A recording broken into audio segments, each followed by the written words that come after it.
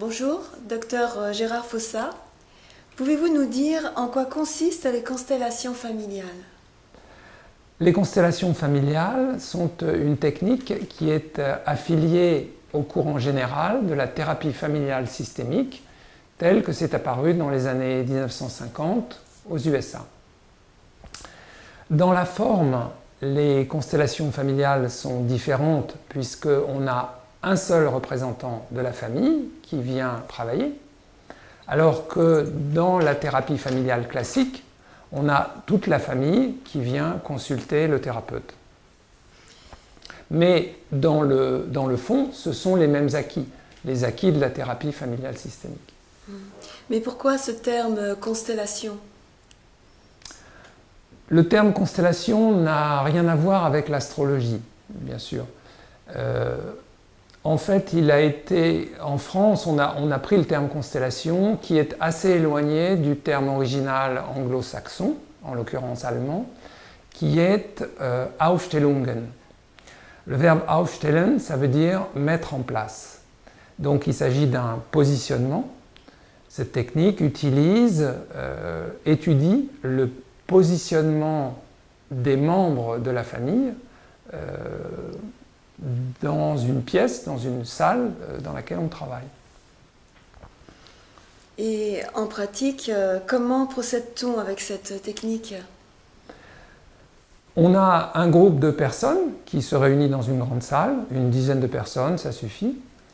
Et parmi ces personnes, il y en a une qui décide de travailler, de faire une étude de son système familial et de sa problématique aussi, de sa problématique personnelle. Et on va demander à cette personne de choisir dans le groupe différents représentants de son père, sa mère, ses frères et sœurs. Et on va lui demander de projeter cette représentation dans la pièce avec ces personnes du groupe. Donc, comment cette représentation peut-elle nous aider à comprendre nos problématiques?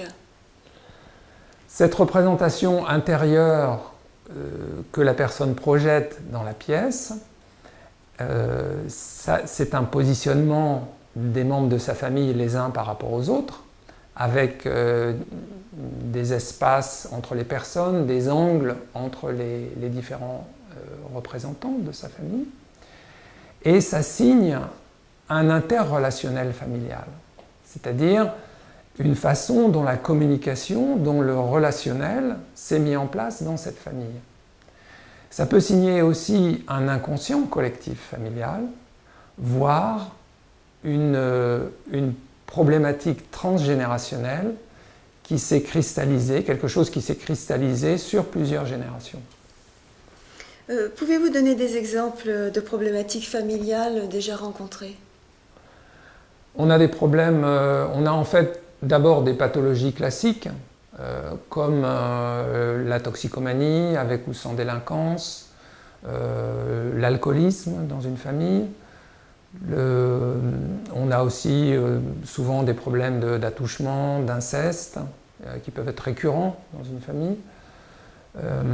On verra plus tard une jeune fille qui est venue consulter pour une anorexie et comment il y avait aussi une composante familiale. On a des affections psychosomatiques. À côté des pathologies, on a aussi des problématiques classiques de personnes qui viennent pour une difficulté à créer un couple ou une famille. Des problèmes de personnel d'isolement, d'évitement, de difficultés ou d'incapacité à créer des contacts ou un attachement avec des personnes. Et on a des problématiques classiques de dépression et de personnes ou de couples où il y a de la colère, de la violence, des personnes qui ont des difficultés à trouver un équilibre dans leur couple ou leur famille. Alors, si on parle de configuration, pouvez-vous nous donner un exemple qui mette en évidence le lien, le positionnement familial d'une part et la problématique en jeu pour cette famille d'autre part? D'accord, oui, il y a effectivement un parallèle entre le positionnement. On a un parallèle donc entre le positionnement et la problématique familiale. Et il y a autant de positionnement ou de configuration qu'il y a de problématiques familiales. Chaque famille est unique, bien entendu, donc chaque configuration est spécifique, mais il y a des thèmes généraux qui nous renvoient à des configurations types.